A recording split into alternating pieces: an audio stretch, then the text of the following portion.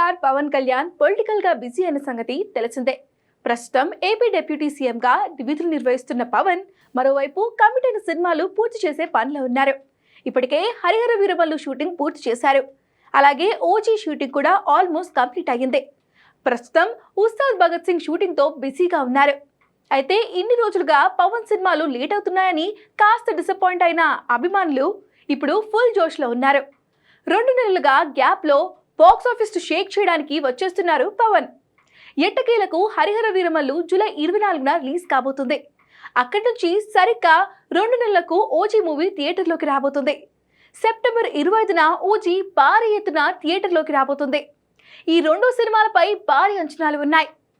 Pawan first pan India project గా వీరమల్లు రాబోతుంది. క్రిష్ జ్యోతికృష్ణ దర్శకత్వం వహించిన ఈ సినిమా పీరియాడికల్ బ్యాక్ డ్రాప్ లో తెరకెక్కింది. ఇక సుజిత్ తెరకెక్కిస్తున్న ఓజీ గ్యాంగ్స్టర్ డ్రామాగా రాబోతుంది. ఈ 2 సినిమాలపై ఫ్యాన్స్ తో పాటు ట్రేడ్ సినీ వర్గాల్లో భారీ అంచనాలు నెలకొన్నాయి. అలాంటి సినిమాలు బ్యాక్ టు బ్యాక్ 2 నెలల గ్యాప్ లో థియేటర్లోకి వస్తే ఫ్యాన్స్ కు అంతకు మించిన పండగ మరొకటి ఉండదని చెప్పాలి.